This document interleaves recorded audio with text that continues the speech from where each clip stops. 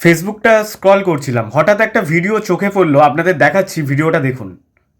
রমজান মাসে ফল খাওয়ার দিন, তাই আমি আমার পকেট পাওয়াটার সাথে ফলের আয়োজন করেছি। এদের মধ্যে কাজু দিয়েছি, কিশমিশ দিয়েছি, আমসত্ত্ব দিয়েছি, সব ভরা আছে। এই যে অবশিষ্ট তরমুজ ছিল এটাও দিয়েছি, কারণ ধর্মীয় ব্যবসাদার হিসাবে রমজান মাস একটা খুশির মাস। এই উপলক্ষে তরমুজের তরকারি যে খাবে সেই বুঝবে যে কেমন লাগছে। তো দেখো তরকারিটা কেমন লাগছে, তরমুজ দিয়ে পাওয়াটা খেতে কেমন লাগছে, এটা তুমি রিভিউ নেবে। আজকে তো পুরো কালারফুল হয়ে গেল, একদম দারুণ জিনিস।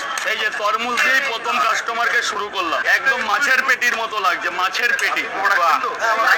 তিনটে পাওয়াটা, ফল খাওয়া ভালো না তো রমজান মাসে ফল খাবে না।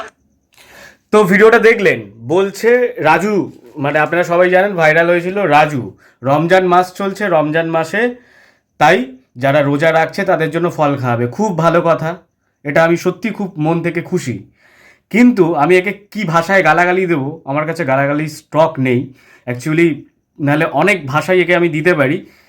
এর যদি এতই ফল খাওয়ানোর শখ হয়, তাহলে তুই তরকারির মধ্যে ওইভাবে তরমুজটা মেশাচ্ছিস কেন?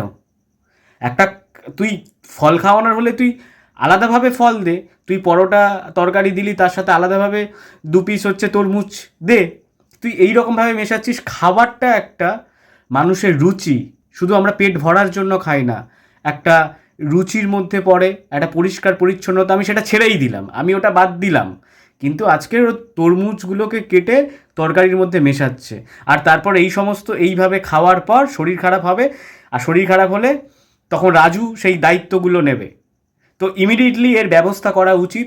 সে ভাইরাল হয়েছে বলে যা ইচ্ছে তাই করা উচিত নয়। এটা খাবার জিনিস, এটা অন্য কোনো জিনিস না। যারা মানে ফুড অফিসার আছে যারা, অবশ্যই স্টেপ নেওয়া উচিত। যারা ভিডিওটা দেখছেন, এগুলো কি চ্যাংড়ামো পেয়েছে? আপনারা কমেন্ট করে বলবেন।